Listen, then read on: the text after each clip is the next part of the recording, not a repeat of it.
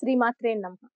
మాఘ శుక్ల ఏకాదశిని భీష్మ ఏకాదశి అంటారండి. అటువంటి భీష్మ ఏకాదశి ఫిబ్రవరి 8వ తారీఖు వస్తుంది 2025 సంవత్సరంలో.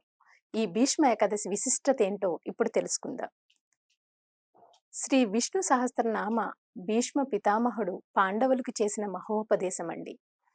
భారత సంగ్రామం పూర్తయిన తర్వాత భీష్మ పితామహుడు అంపశయ్య పైనే ఉండిపోయాడు. ఎక్కడి వాళ్ళు అంటే యుద్ధం ముగిసిన తర్వాత ఎక్కడి వాళ్ళు వారి వారి రాజ్యాలకు వెళ్ళిపోయారు. సుమారు నెల రోజులు గడిచాయి. పాండవులు శ్రీకృష్ణుడు కూడా సల్లాపాలు ఆడుకునే ఒక సమయంలో ఒకనాడు హఠాత్తుగా శ్రీకృష్ణుడు పాండవులతో మాట్లాడుతూ ఆగిపోయాడు. సడన్ గా ఆగిపోయాడు. పాండవులకు గాబరా వేసింది. ఏమైంది అని శ్రీకృష్ణుని అడిగారు.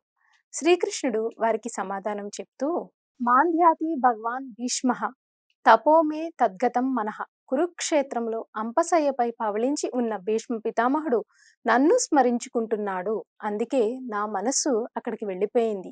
హే పాండవుల్లారా, బయలుదేరండి భీష్ముడి దగ్గరికి. ఎందుకంటే భీష్ముడు ఆస్తికాగ్రేసరుడు, ధర్మాలను అవపోషణం పట్టినవాడు, శాస్త్రాలను పూర్తిగా ఆకలింపు చేసిన మహనీయుడు, మానవాళి తరించడానికి కావలసిన మార్గాలను స్పష్టంగా తెలిపిన మహనీయుడు, సులభంగా జీవకోటిని తరింపచేయడం ఎట్లానో అవగతం చేసుకున్న మహనీయుడు, ధర్మ విషయంలో ఏ సంశయాలు ఉన్నా ప్రామాణికంగా తీర్చగలిగిన ఏకైక మహానుభావుడు.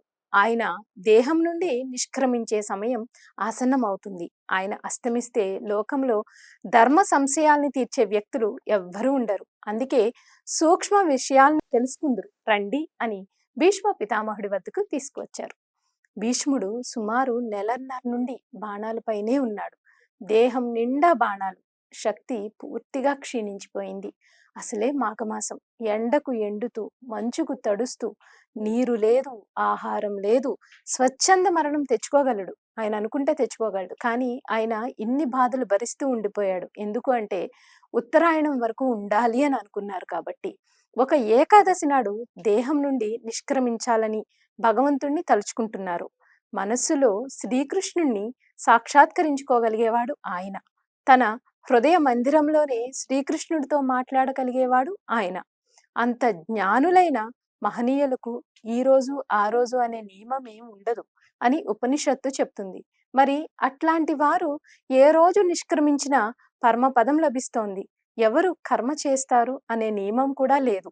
భీష్ముడు తనకి మాతా పితా భ్రాత నివాస శరణం సుహృద్గతి గమ్యం సర్వం నారాయణ అని అనుకున్న మహనీయుడు. ఆయనకు సర్వం శ్రీకృష్ణుడే అని అని విశ్వసించేవాడు. అందుకే ఆయన ఏనాడు మరణించినా భగవంతుడు సాయుధ్యం కలగక మానదు. మరి అన్ని రోజులు అంపశయ్యపై ఎందుకు ఉండిపోయాడు అంటే ఆయనకు తను చేసిన దోషం ఒకటి స్పష్టంగా జ్ఞాపకం ఉంది. చేసిన ప్రతి దోషం శరీరం పైన రాసి ఉంటుందట. అది తొలగితే తప్ప సద్గతి ఏర్పడదట. ఏ దోషం చేశాడు ఆయన అంటే ద్రౌపదికి సభా మధ్యలో అవమానం జరుగుతుంటే ఏం చేయలేకపోయాడు ఆయన. భగవద్భక్తురాలికి అవమానం జరుగుతుంటే చూస్తూ కూర్చుండిపోయాడు. ద్రౌపదికి శ్రీకృష్ణుడంటే అత్యంత ప్రేమ. తన గురువు వశిష్ఠుల వారు చెప్పారట, మహాత్యా పది సంప్రాప్తే స్మత్యవహ భగవాన్ హరిహి. హే ద్రౌపది, ఇత్రులు ఎవ్వరూ తొలగించిన ఆపద వచ్చినప్పుడు శ్రీహరిని స్మరించుకో అని. ఆనాడు సభా మధ్యలో తన 5గురు అతి పరాక్రమమైన భర్తలు ఏం చేయలేకపోయారు. వారు కౌరవులకి బానిసలైపోయారు. కౌరవులను ఎదిరించడానికి వీలు లేకుండా పోయింది. వారు కేవలం సామాన్య ధర్మాన్నే పాటించారు. కానీ సాటి మనిషిగా ఆమెను కాపాడాలనే విశేష ధర్మాన్ని పక్కన పెట్టేశారు. శ్రీకృష్ణుడు తన భక్తులకి జరిగే అవమానాన్ని సహించలేడు. అలా చేసేందుకు మొత్తం 100 మంది కౌరవులను మట్టు పెట్టాడు. ఆ దోషంతో పాండవులకు అదే గతి పట్టేది. కానీ అలా చేస్తే చివర తను ఎవరిని రక్షించాలని అనుకున్నాడో ఆ ద్రౌపదికే నష్టం జరుగుతోందని వారిని విడిచిపెట్టేశాడు. ఈ విషయం భగవంతుడే అర్జునుడితో చెప్పాడు. ఎప్పుడైతే ద్రౌపదికి అవమానం చేశారో వారందరినీ అప్పుడే తీసి పాడేశాను. ఇప్పుడు వారు కేవలం కాలిపోయిన కాగితం వలె ఉన్నారే తప్ప వారిని నేను ఎప్పుడో ఏరి పారేశాను. నీకు ఆ గౌరవం కట్టబెట్టాలని యుద్ధం చేయమని చెబుతున్నాను అని శ్రీకృష్ణుడు అర్జునుడితో అన్నాడు. ఇక భీష్మ పితామహుడు ఆనాడు ధర్మరాజుకు తలెత్తిన సందేహాలను తీరుస్తుంటే ప్రక్కనే ఉన్న ద్రౌపది నవ్వుతూ, తాత, ఆనాడు నాకు అవమానం జరుగుతుంటే ఏమయ్యాయి ధర్మాలు అని అడిగిందట. అందుకు భీష్ముడు, అవును ద్రౌపది, నా దేహం దుర్యోధనుడి ఉప్పు తిన్నది, నా ఆధీనంలో లేదు. నాకు తెలుసు నీకు అవమానం జరుగుతుందని, కానీ నా దేహం నా మాట వినలేదు. అంతటి ఘోర పాపం చేశాను కనుక ఆ పాప ప్రక్షాళన కోసం ఇన్నాళ్ళు అంపశయ్యపై పడి ఉన్నాను అని చెప్పాడు. హస్తినా సింహాసనాన్ని కాపాడుతాను అని తాను తన తండ్రికి ఇచ్చిన వాగ్దానానికి కట్టుబడి ఉండిపోయాడు భీష్ముడు. కానీ పరిస్థితుల ప్రభావంచే విశేష ధర్మాన్ని పక్కన పెట్టాడు.